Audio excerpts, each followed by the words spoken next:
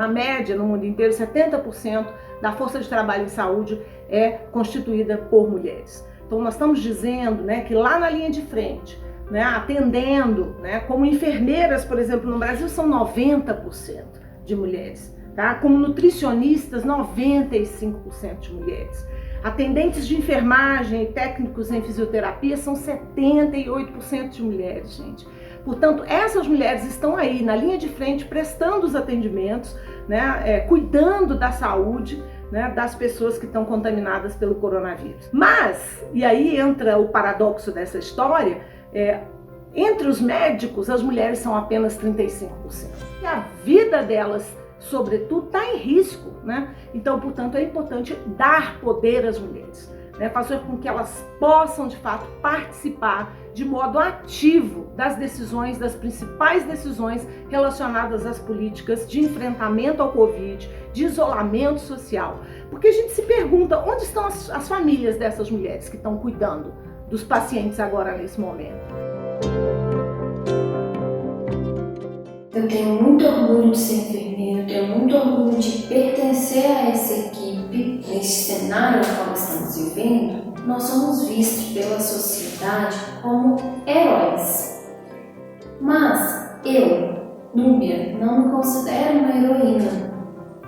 Eu sou uma pessoa comum, uma mulher comum, que tem um filhinho de 4 anos, que tem pessoas, que tem pais e sogro e sogra que têm morbidades que os deixam mais vulneráveis à infecção, que têm avós bem idosas e que convivem e que precisam de mim. São pessoas que, se contrair essa infecção pelo Covid-19, talvez estão mais susceptíveis a complicações pelo vírus.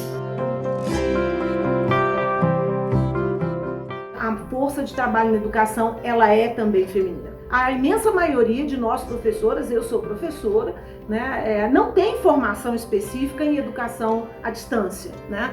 Isso exige a metodologia específica, a técnica específica, os recursos técnicos específicos que são urgentes e necessários para que as professoras possam utilizar esses mecanismos. Não é trivial, não é simplesmente substituir a aula presencial pela aula gravada, e não é assim que funciona. E uma segunda dimensão, a imensa maioria dos alunos, das alunas do ensino, eles não têm, quase todos não têm da maneira isonômica acesso à internet. Há um tempo atrás, uma aluna me pediu para que eu passasse algumas atividades para ela. Aí eu pensei em gravar algumas aulas no YouTube, já que eu tenho uma certa habilidade com a tecnologia. Me falta recursos também, eu só tenho o celular e o notebook, né? Eu tive que improvisar um tripé, né? Eu uso o rodo, o meu quadro eu coloco as folhas na parede, aí eu vou passando. Eu tenho uma filha, Esther, que tem 10 anos, estuda em escola pública, e nesse tempo de pandemia, para mim está sendo meio complicado, porque dentro da minha casa eu não consigo manter um cronograma para ela de escola.